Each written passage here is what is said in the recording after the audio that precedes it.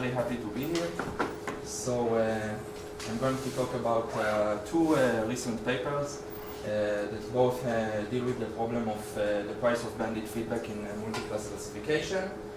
And this is a joint work with Alon, Tomer, Ishai, and Shai. So I'm sure you all have heard about multiclass classification, but let me give you a brief overview and why we care about bandit feedback in such problems. Also, throughout the talk, if there are any questions, feel free to interrupt me. I'd be happy to do this as a discussion and not like just me talking. So, in classification, we have a problem of mapping objects from some domain X to a set of labels or classes. Well, you should think about K, the number of labels, as being not very small, like fairly large, maybe like the number of classes in the whole of ImageNet, or maybe in a recommendation system like Netflix, maybe all of the database of content that Netflix has. In recommendation systems, why is it a multi-class classification problem? Well, you think of a user entering the system, the user is basically the object or the context, and the system needs to recommend some piece of content to this user, and the system gets a reward for whether or not the user clicks on the recommendation. Now, in many of these classification tasks, we inherently have bandit feedback, meaning that when we make a prediction or when the algorithm makes a prediction, it only observes whether or not this prediction is correct. So, for example, if the algorithm predicts this is an orange, the environment just tells him no, it's not, and doesn't reveal the true label. Where is it useful in practice? So, one example is this recommendation system I talked about, where when the user doesn't choose to click a recommendation, you don't know what is the correct recommendation that he would have clicked on. And there are also many other applications, for example, where you want to classify a large data set using humans. Usually it's much easier for a human to get some guess or prediction for a label and to say yes or no for this prediction rather than to come up with the correct label if there are a lot of labels. So in practice, this is a lot of times how we classify large data sets. So let me present now the formal learning setup in detail. So we consider agnostic bandit multiclass classification. So we have some domain X and labels Y of K labels, and we also have an underlying hypothesis class or predictor class of functions mapping objects to labels. And this is inherently an online learning problem, because what does it mean to get bandit feedback? You see some example, you predict a label, and then you see bandit feedback. So it's an online problem, and at each round, the environment generates a pair of example and label. Only the example is revealed to the learner, and after the learner makes a prediction, he suffers the 0-1 loss for this prediction, and only observes if this prediction is correct. So this is where bandit feedback enters. So not necessarily the correct label is revealed, but just if the prediction is correct. So essentially, only whenever the learner happens to predict correctly, he observes full information. Now, we will talk about two different objectives for this learning problem, and we published two papers, one with each objective for this problem. The first one, maybe the more natural objective, is the one which usually people use for online problems. It's regret minimization. Essentially, you want to minimize the cumulative loss of the algorithm throughout the T rounds compared to the loss of the best fixed hypothesis from the class H. Okay, so this is an agnostic setting, meaning that we do not assume that there is some hypothesis in H that gets 0 loss. So you just want to get low loss compared to the best loss possible in the class. And for example, let's say you want to minimize this in expectation. Now here, we also don't assume anything about how the environment generates X and Y. It could be totally adversarial. Okay? The other objective we will consider is the epsilon delta PAC, probably approximately correct. And in this version, we assume that the examples and labels are generated by a stochastic process, IID. And the goal is not to suffer low loss throughout training, but to, with as few samples as possible, compute some hypothesis in H that will be epsilon close to optimal with respect to the population 0-1 loss with high probability. Okay, so this is the familiar usual PAC objective. The difference here is that because we have bandit feedback, it's an online problem, so we don't just get a labeled data set and then use it to compute a good hypothesis. We need to somehow adapt over time. Okay, so are there any questions about the formal setup? Okay, good. So, to start talking about what is known in this literature, I want to first present maybe the simplest solution for this problem, specifically for regret minimization. And this is the observation that basically this problem of bandit multiclass classification reduces to a well-known bandit problem known as contextual bandits. Okay, so if you are not familiar with contextual bandits, I will briefly go over it. Basically, it's the same problem, only the terminology is a bit different. So instead of examples, they are called contexts. Instead of labels, they are called actions. And the hypotheses here are called policies. So it's like an RL terminology. And maybe throughout the talk I will confuse the examples and contexts because of this, so forgive me if I do this. But it's exactly the same, only the loss function that you get is a totally general loss given the context and the action that you chose. It's not a classification loss, it's not a 0-1 loss, it's a general loss between 0 and 1, determined also adversarially. So it's a harder problem in general than classification. And here you also care about minimizing the regret with respect to the best fixed pi, the best fixed policy in the class. Okay, and for this general problem, there are classical known results that characterize the optimal regret. So maybe you're all familiar with the seminal paper by Auer et al. Of non-stochastic bandits. There they show upper and lower bounds for this problem that scale like square root of kt, okay, the number of actions, t the horizon. There's also a logarithmic dependence on pi, and this is achieved via basically multiplicative weight algorithm, specifically exp4, and they also show a lower bound with the same rate. Now, this of course means that we have an upper bound for bandit multiclass of this form, but it doesn't mean that this is also a lower bound, because the multiclass problem is easier. We have a specific loss. Okay, so this is what I want to discuss in more detail. Okay, so some more details about known results. So this square root of kt log the size of the policy class. This is optimal even with this log h factor. So this was proven a bit later than the classical result. And this square root of kt lower bound is valid even if there is a single context, meaning like this is the multi-arm bandit problem. Okay, so even for multi-arm bandit, you have to suffer square root of kt regret. But again, this is for the more general bandit problem and not necessarily for classification. So the question we asked are, can we improve over these square root of kt rates for the classification problem, which is supposedly could be easier? There is no dimension that replaces the log h in their setting? Yes, so I think in these papers they consider the finite classes. Because there's a lower bound with log the size of h, which makes it seem that there's no dimension that can replace it. So this is for like the contextual bandit.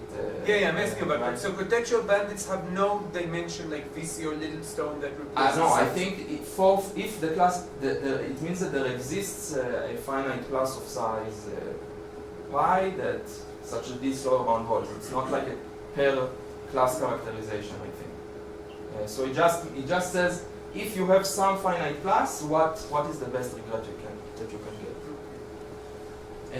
And yeah, so later there have been works on regret for classification, but these works mostly focused on how can we define the dependence on h. So if we have h that is perhaps infinite, can we replace this log h with something that is related to a dimension property of h? So maybe like Littlestone dimension, and there are all sorts of quantities that people looked at, but this is one direction that has appeared in the literature. And also these square root of kt lower bounds, when they appeared for classification, they appeared for the multi-label setting, meaning that a given example can have multiple correct labels at once, which is not the setting we consider. We want to analyze the rates for the setting where a given example has only one correct label, and it could also be extended to a small number of correct labels. Okay, but the important thing to note here is that these lower bounds will not apply for our problem. So let's look at these lower bounds in a bit more detail in order to understand how can we maybe improve these square root of kt rates. So how do these bandit lower bounds generally work? You have the k actions, and these lower bounds give you a stochastic distribution over rewards, and usually you have one hidden optimal action, we'll call it A star. All of the arms, all of the actions have expected reward 1/2, and the best arm that you don't know has expected reward 1/2 plus epsilon. So you can think of them as Bernoulli arms. And then, how does the analysis work? To identify this optimal arm, any algorithm would need about k over epsilon squared samples, because it needs to sample sufficiently many times each action. It only sees bandit feedback, and to differentiate 1/2 plus epsilon from 1/2, you need 1 over epsilon squared samples. And this would cost you regret of square root of kt. So it's a very simple argument, but this is essentially the classical construction. Now, why does this construction not apply to us? So as you can see, the sum of expected rewards here is of the order of k. It's about k over 2. And in our instance, every realized reward vector will only have 1 in a given entry. So in particular, the sum of expected rewards over action will always be exactly 1. It cannot scale with k. So this is an invalid construction for classification. And essentially, it motivated us to consider the case where the rewards are sparse. Okay, so here there is no sparsity condition on the rewards. Many actions can simultaneously have a high reward. But in our case, only a single action can have non-zero reward. So this motivated us to look at sparsity. Okay, and this is the property that's going to drive the bounds that we are going to get. So you can go ahead and ask, okay, why can't we modify this construction and basically drop all of these buckets down, and maybe it will work for classification. Maybe this will give the square root of kt lower bound. So we can consider an instance where all arms have very low expected reward, about 1 over k, and still one hidden arm has reward 1 over k plus epsilon. But actually, here, every arm's reward has very low variance. Okay? And if you are familiar with concentration bounds, then you know that to estimate a random variable that has low variance, you need considerably less samples than if it had like constant variance. And it turns out that here A star is very easy to identify. Okay, so this also made us think about maybe in general we can exploit this structure to get better performance. Okay, so let's look at a similar version of this problem more generally. So let's call it a bandit cube problem. It's a toy problem similar to what I just talked about. So here we have k arms. Every arm has some expected value.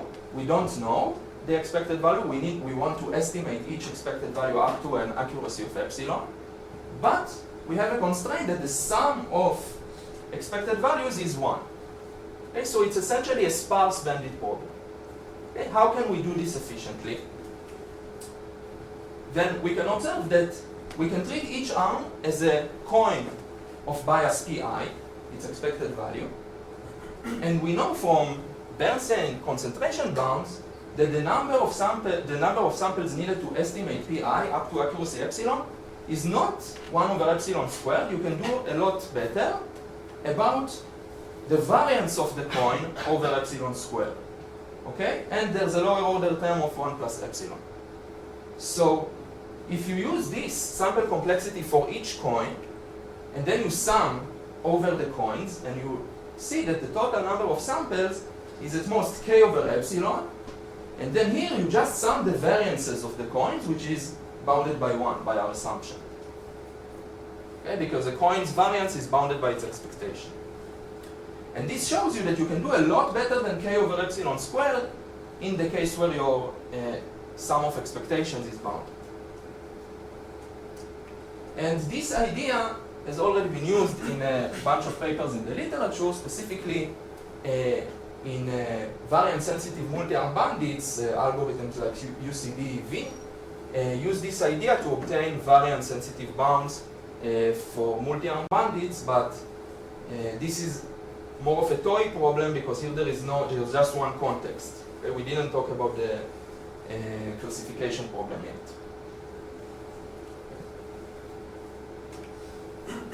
Okay, so let me state our main results from both papers, and then we'll dive into the details and specifics of each paper. So in the online problem, our main result shows that the optimal regret achievable for bandit multiclass classification is of this form. So it's the minimum between two terms. And how should you think about this bound? For fairly large hypothesis classes, you get this bound, which is the best bound known for general bandits. So this means that if H is large, you cannot do better than general contextual bandits. But if H is pretty small, then the leading term here is just square root of t, not square root of kt, meaning that the leading term here, square root of t, improves over this rate. So we get an improvement that matches in the leading term, it matches the full information rate, square root t, and not square root of kt. But it depends on the relation between the size of H and t and k. So the first term is dominating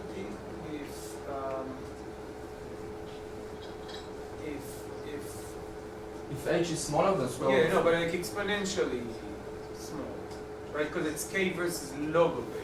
Yeah, so here you can basically, if you basically ignore this log of H, if H is much less than square root of kt, then you know this is going to dominate. Up to the log factor. Okay, but H smaller than k, it means that like not all labels are even relevant. Yeah, so smaller than k, no, this is like a trivial case, but square root of kt and t also. Yeah, it's still an interesting regime. But I agree that at first we were very surprised that when this H appears here linearly, we thought we could get this to k plus square root of t, but it turns out in the lower bound this needs to. Yes, and in the PAC-version of this problem, we show an efficient algorithm with sample complexity that if you take a look at the leading term, depending on epsilon, it's only 1 over epsilon squared. So it matches the full information rate, even though we have bandit feedback. We have this additive polynomial in k dependence, which we are not sure if it's optimal, but as you can see, it doesn't have any epsilon related to it, so we think about it as a lower order term. And I should mention also that in the PAC-version we proved that this log H dependence can be generalized to classes with finite Natarajan dimensions, so it could be generalized to infinite classes as well. And also it mentions here that the algorithm is efficient, and indeed it is efficient given that we have some ERM oracle to H. Specifically, we need a weighted ERM oracle. Okay, so the number of calls to a weighted ERM oracle for this algorithm is bounded by polynomial in k and in 1 over epsilon. So it doesn't depend directly on the size of H, and polynomially in the other parameters. So there are two nice observations I think we can make given these results. The first one is to take a look at these leading terms in the regime where t, the horizon, goes to infinity and epsilon goes to 0 in the PAC-version. And we see that indeed these terms behave exactly like the full information rate. So basically it means that in these regimes we have bandits for free. Okay? Even though we observe limited feedback, we don't pay for this, and it's as if we observe full information. I think it's surprising. And from this part of the online bound, which is valid if h is not that small compared to t and k, we see that here in this regime, the best bound you can get is the contextual bandit bound, so you must pay the square root of k in the leading term. But in the PAC objective, you still get the full information rate. So basically it means that there is this kind of separation between what you're trying to do. If you try to minimize regret, you cannot improve. But if you are trying to do PAC learning, you can get a much faster rate. So I think it's interesting that there is this separation between regret and sample complexity in these two regimes. This basically means also that you cannot use, if you are familiar with online to PAC conversions, you cannot take an online algorithm and convert it in the naive way to a PAC learner, because you'll get this k factor here from the regret bound. So you need some other techniques to solve the PAC problem.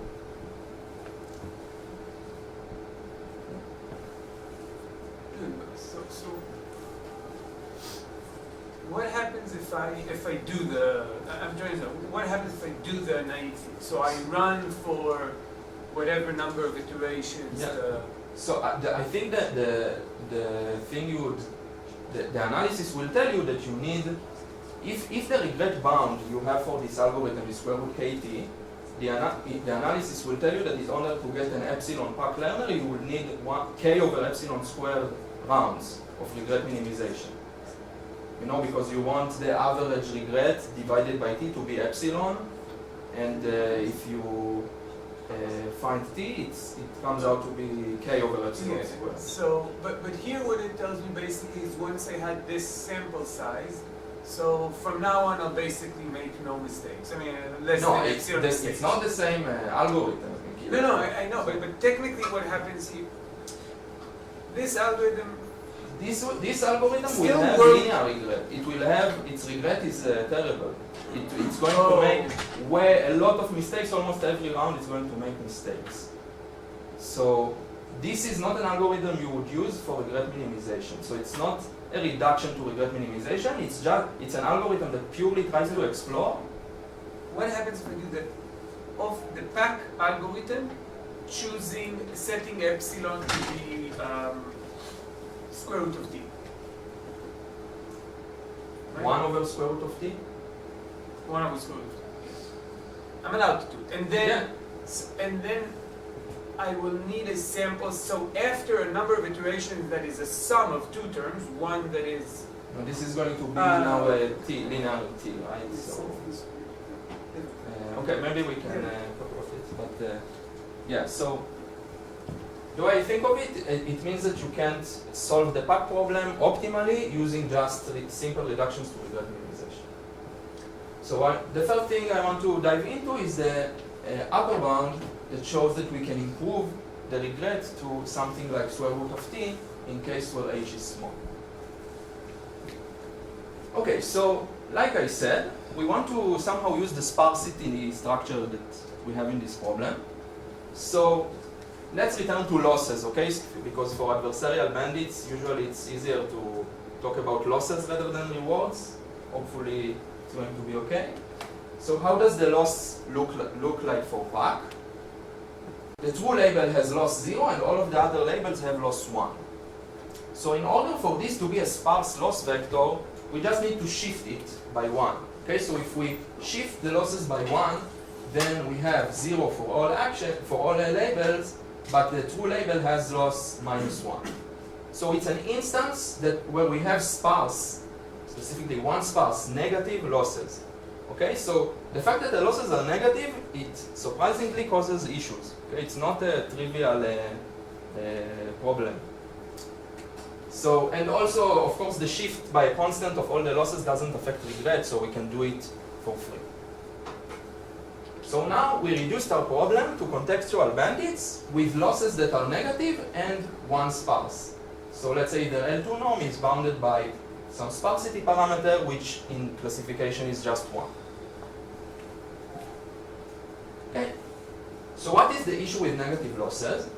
It turns out that the known algorithms for contextual bandits, like exponential weights, EXP4, they fail pretty badly if the losses can be negative. Intuitively, why does this happen? In these algorithms, you need to estimate your losses somehow. You observe bandit feedback, and you need to somehow construct loss estimators for all of the policies in your class. And the standard way to do that is using something called importance sampling. And I'm not sure if all of you are familiar with it, but basically it means, how do I estimate the loss of policy pi I? I sample from a distribution over policies, and I use the policy that I sampled to choose an action. And then, if policy pi I agreed with this action, I take the loss that I saw for this action and divide by the probability that I sampled this action.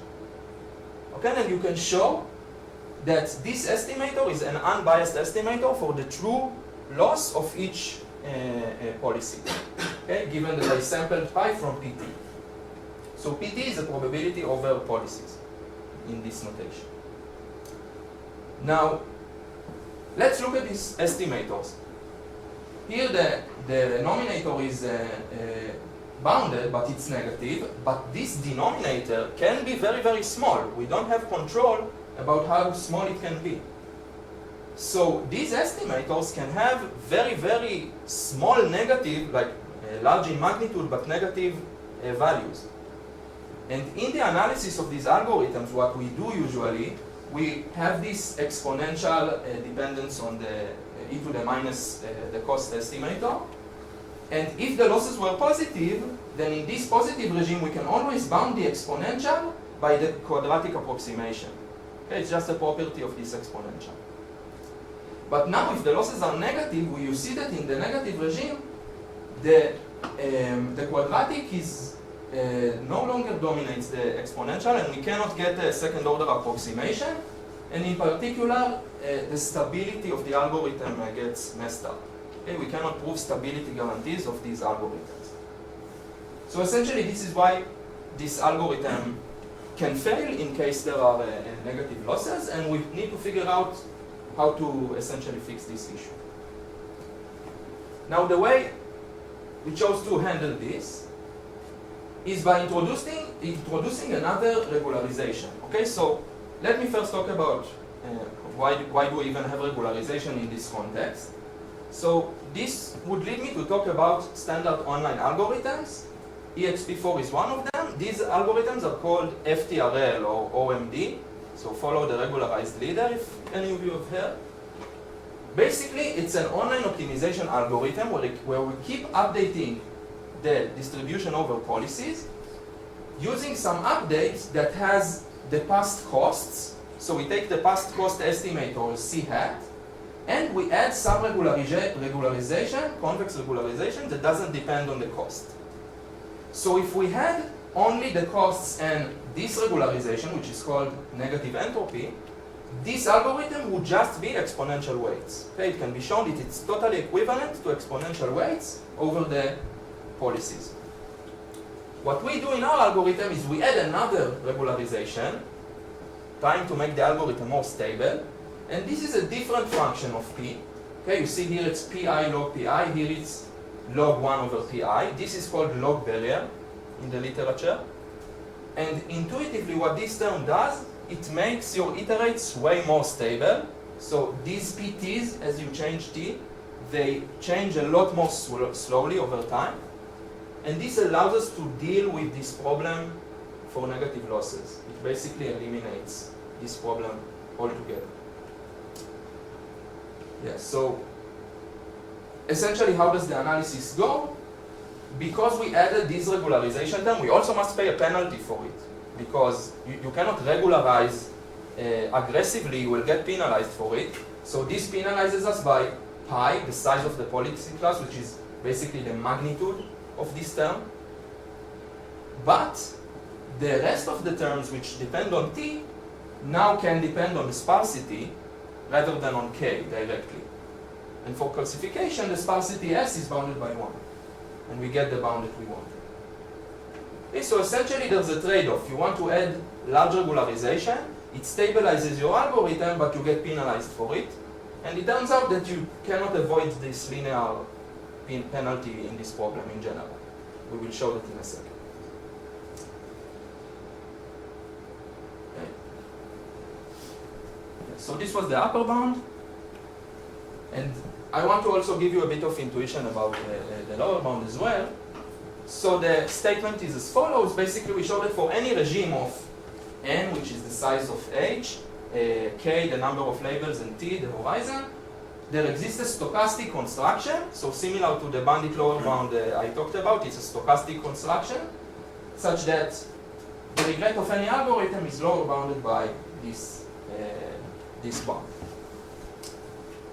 So I want to focus on the regime where the size of h is at least square root of kt, which basically gives you this lower bound. The other cases, the construction is almost the same, so let me focus on this case for simplicity.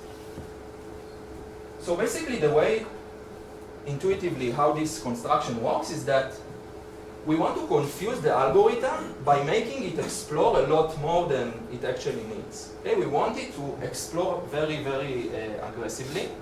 So we use the fact that we can have a lot of different contexts, and for each context, the optimal action could be different.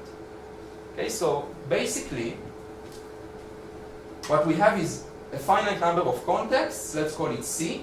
We will set C in a few moments. And the contexts are sampled uniformly. So the example that you see is a uniform example from this set. And we have k plus 1 labels where the 0 label, y0, just has constant reward of 1/3 across all different examples. So every time you choose to classify with the default label, you get a reward of 1/3. But what the algorithm doesn't know is a special context, so example and label, we call them x star and y star, such that for x star, if you pick y star, your reward will be 2/3, which is much better than the default label. So you can see here, in terms of why this is a sparse instance, the sum of expected rewards for each context is bounded by 1. Okay, so this is a sparse contextual bandit instance, and we can also turn it into a classification instance by making everything sum to exactly 1. It causes technical issues in the construction. We have this in the paper, but this gives you the best intuition, so I chose to go with this. So why is the regret high in this construction? Basically, any algorithm has two options of what it can do. It can either forget about this x star y star and say, I'm going to exploit this y0 all the way. I don't care about exploration. Then, every time the context is x star, the algorithm loses 1/3 of regret. And since the probability of x star is 1/c, we get t over c, or t over 3c regret in this behavior. What about the alternative? The algorithm can say, okay, I'm really wanting to find this cell in the matrix. Okay, how can I find it? Well, the algorithm has no choice but to explore all of this matrix, because it doesn't get feedback about this cell except when picking this cell. Then this, of course, will take the search over this entire matrix. Every time you pick one of these zeros, you suffer a regret of 1/3 because you didn't pick the default action. And then you get the size of this matrix regret, which is c times k. And if you pick c appropriately, you see that in both cases the regret is square root of kt, which is what we claimed in the lower bound. Now, again, this allows for the possibility that no label is correct, because here the sum is less than 1. So essentially it means that there could be no correct label. So in the paper we avoid this problem. We constructed a valid classification instance. Basically the way we do it, we spread a very low reward over these cells, But this causes a bit of a problem because then the algorithms we leak information to the algorithm even when it picks these cells in the matrix. It can learn that it's not in the correct row because in this row we want this to be actually 0. So we handled it by information theoretical arguments that show that still the algorithm must fail for this intuitive reason. But just note that the construction is a bit more complex in the paper. Okay. How am I doing with time? Okay, good. So now that we talked about the online setting, let me talk about the PAC variant, which this is a paper we published in the recent new RIPS. And I think here maybe I can say that I like this paper a bit more because this result I think is very, very surprising, and the techniques we used to get these improved rates are they are not the techniques you would expect from like a multiclass classification algorithm. So here is the PAC setting again. This is just a reminder of what the definition is. And I'm going to give you a little spoiler that log barrier is going to appear here again, but not in the same context as in the online setting. So we're going to have some log barrier function here. But before that, let's talk about the naive solution. I think you can all come up with a very simple algorithm that's going to give you a sample complexity of k over epsilon squared. Okay? You know how to do it if you have a labeled data set, right? If someone gave you a labeled data set of size 1 over epsilon squared log h, we know that the ERM over a labeled data set will give you a PAC-learner. This is just uniform convergence with a finite class. Okay, so this is very easy. How can you collect a labeled data set when you have bandit feedback? Well, you can just guess random labels for k over epsilon squared rounds. Every about k rounds will get a positive feedback with a labeled example. And you can, like this, collect over these many rounds, these many labeled examples, and just do the ERM. But this sampling uniform labels costs you a lot of samples. So this is what intuitively we want to avoid in our solution.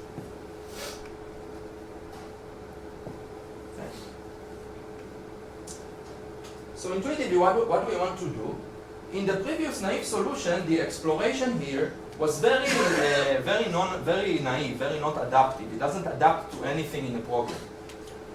We somehow want to find a way to explore the hypothesis space in a more adaptive manner. And maybe not every exploration distribution will be desirable to us in order to have efficient exploration. Now this is where things are going to get a bit weird and maybe a bit technical. I'll try to give you the best intuition I can. But of course, I'm encouraging you again to ask me questions. I will be happy to elaborate on anything you want to know. So this is where this log barrier comes up again. So we define, it will be clear why I define it in a few minutes. So I define this potential function. It's a function phi over distributions over hypotheses. So this is just a function that takes a distribution over hypothesis. You can think of it as an exploration distribution. And it takes like the expected log of 1 over the probability that I sample the label y, given x. Okay, so what are the properties of this function before I'm telling you why is it useful? First, note that this function is convex in P. Okay, so in principle, maybe I can optimize it efficiently. And also, it has properties that are known in the optimization literature as self-concordance. I'm not sure you've heard of it, but it's basically a mathematical way to say that the function is basically strongly convex in some sense, but it's a bit technical definition, so I won't get into it, but it has some nice properties. And also here, in the denominator, what I have here is the probability when I sample a hypothesis from P that I map x to y. in the actual algorithm, what we have is not exactly this. We have a mixture of this probability with the uniform label distribution. Okay, so it's similar but not exactly the same. For simplicity, let me keep this term. Now, why did we define this function? Why is it useful? Well, this is where our key observation comes into play.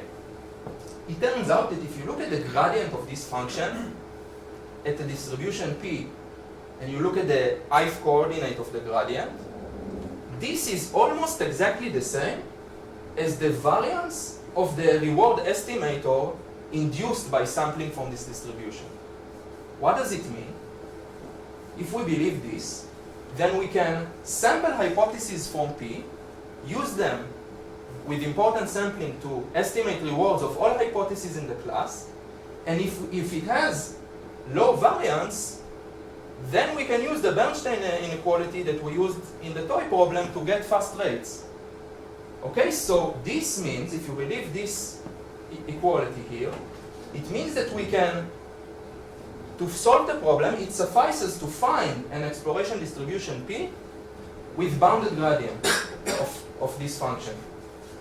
If this gradient happens to be bounded by O of 1, then the reward estimator induced from this P will have variance that is O of 1, and if the variance is O of 1, we can estimate things with 1 over epsilon squared samples. Okay? So, in a bit more detail about how this analysis is going to go through. So the first lemma we will prove is that, so if someone gives us P that satisfies this property, that the gradient at P is bounded, then given this P, we will show that it suffices to have only k over epsilon plus 1 over epsilon squared samples to get a PAC-learner. Okay, this is what I will prove in detail in the next slide. What I will not prove in detail is how do we get this P. Okay? But we show that the properties of P, the properties of phi are such that if we manage to minimize this phi up to an additive error of 1 over poly k, then this point that we arrive at will satisfy this. Okay? So a point P which minimizes phi up to an additive error of 1 over poly k is a point for which the gradient is bounded. So I will not prove this. This relies on the self-concordance properties of phi. But I will mention that, okay, so how do we efficiently minimize this phi? It turns out that we can do this also efficiently with a number of samples that is only polynomial in k. So this is where the additive poly k comes. So first, in the first part of the algorithm, we minimize this phi with poly k samples.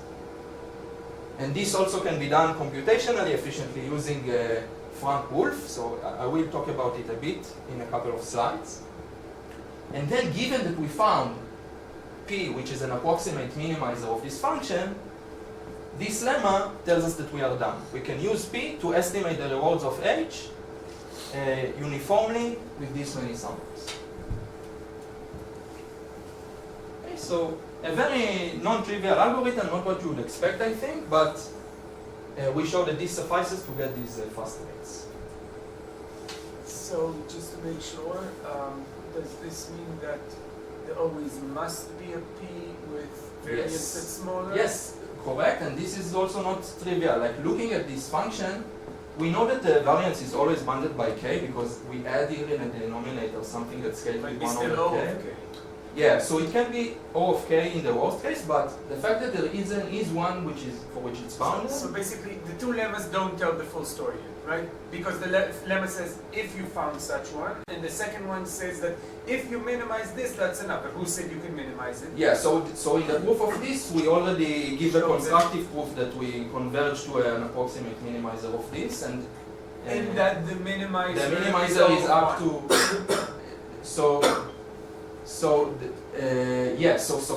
this sufficient is another statement inside here that means that if you have a minimizer up to 1 over k squared, then its gradient is bounded by O of 1.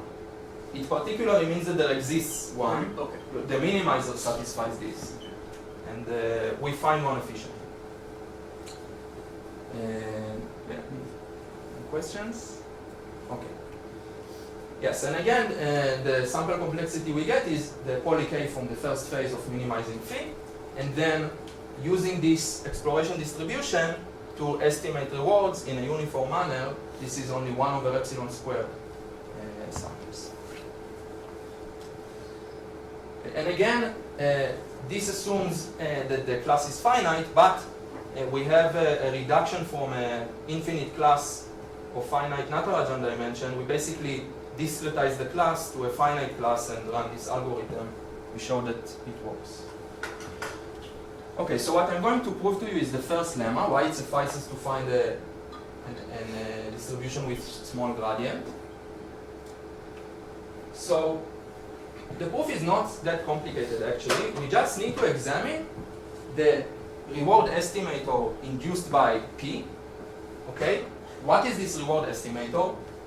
You sample a hypothesis from P, you use it to classify the example X, and if you hit the true label, then you can take the realize the reward in this here in the denominator, and in the denominator again you just divide by the probability to sample to pick the label Y.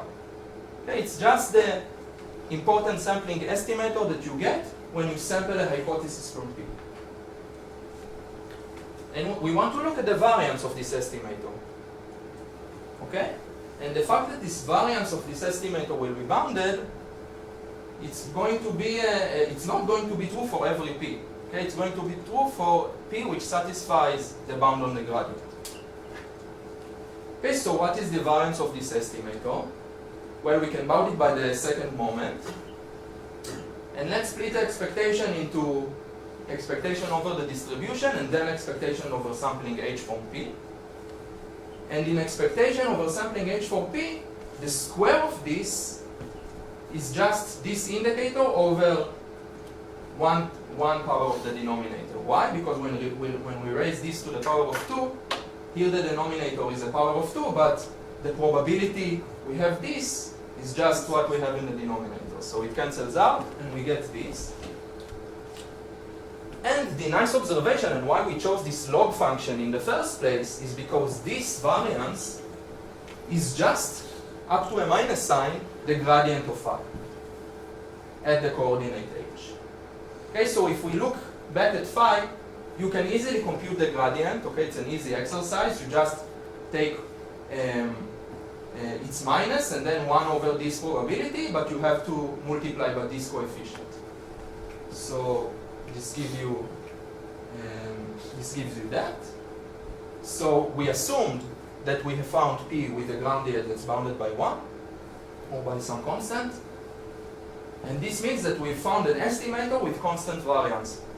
Why is it enough? Well, this is just Bernstein bound. We can just compute the average of this estimator over a dataset of size n. And Bernstein tells us that if n is about k over epsilon plus 1 over epsilon squared, then all of the hypotheses will have estimated reward very close to the true reward. This is uniform convergence. And we know that uniform convergence suffices for ERM to be a PAC-learner. So in the algorithm, we need to compute all of these estimators and then take the best estimated reward. The hypothesis with the best estimated reward. So the poly k term is over epsilon? No, it's just additive because here. No, over epsilon, not over epsilon squared. It's not. But here you have the. Oh, because okay, so in the bound, essentially, okay, so it's poly k plus k over epsilon. Yes. But here the poly, it's like k to the 9, and if you can, the k over epsilon is always smaller than the sum of these two terms because of the Young's inequality. Yeah. So we just drop it from the bound, but here it's essentially k over epsilon. Yeah, but the first phase really takes poly k with no epsilon. Okay, so let me also give you a bit of intuition about the computational efficiency of finding this P, which satisfies this desired property. At first glance, it might seem impossible to be able to efficiently calculate this, because let's even look at the support. Okay, the dimension of this problem is the size of H. It could be huge.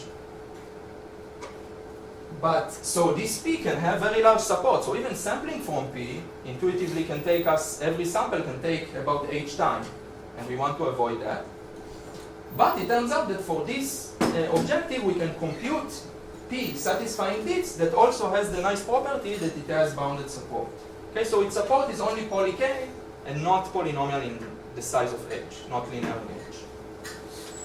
How do we find this special policy distribution? So we do this with something called Frank-Wolf. It's a very common optimization algorithm. And since the objective is stochastic, it's an expectation over samples, we need to take a stochastic version of this algorithm that estimates gradients, basically. So it's similar to stochastic gradient descent, but it's something a bit different. So it's an iterative algorithm, and we show that poly K iterations suffice. And what happens in every iteration is that we draw a little t IID examples from the distribution. So we draw a data set. We can do this by sampling uniform labels. It's okay because this is only polynomial in k number of times that we do that, so we don't pay a lot for it. So we collect the data set. We use this data set to estimate the gradient of phi at the point pt, which is the current iterate of the algorithm. And then we call the ERM oracle to give us the delta distribution over the the minimizing gradient. Okay, the one which minimizes the gradient estimate, we take the delta distribution over it and just add it in a weighted manner to pt. So what happens to the support of pt every iteration? How much can it increase by the worst case? It can increase by at most 1, because you take some constant times pt and then you add a delta distribution. So you can only add mass to one extra hypothesis that you didn't have before. So if you run this for poly K iterations, the support at the end is only poly K. So assuming that you started with the delta distribution at first. Okay, so you can, in this analysis, it doesn't matter where you initialize.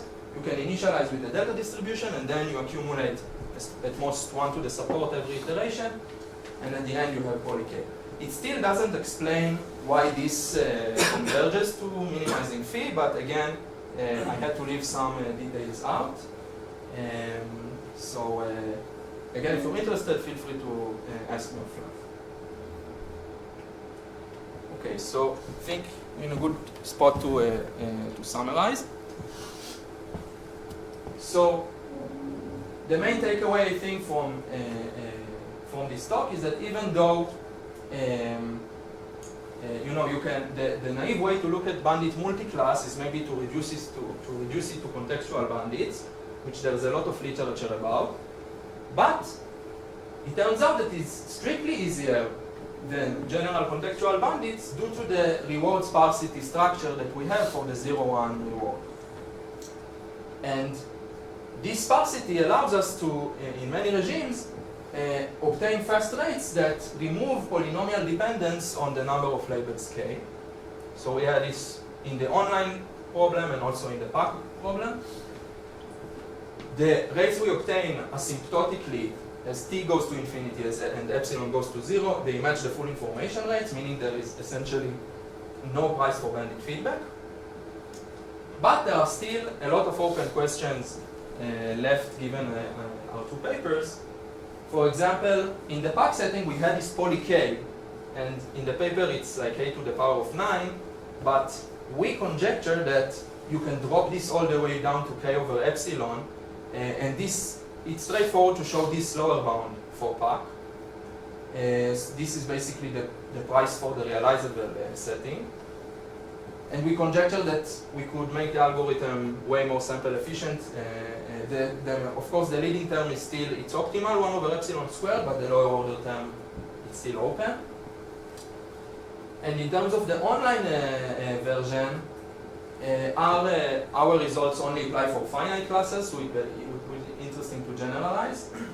And also the algorithm we designed for the online problem is not computationally efficient in a sense that it optimizes over the policy class. And for stochastic problems, it is known that you can minimize regret with an efficient algorithm, like given, let's say, an ERM oracle to the class. It would be interesting to see if we can get the improved rates with efficient algorithms if the data is sampled in an IID fashion. Okay, so hopefully that was relatively clear. I didn't get a lot of questions, but again, if you wish to discuss anything, I'll be happy to after the lecture, so thank you very much.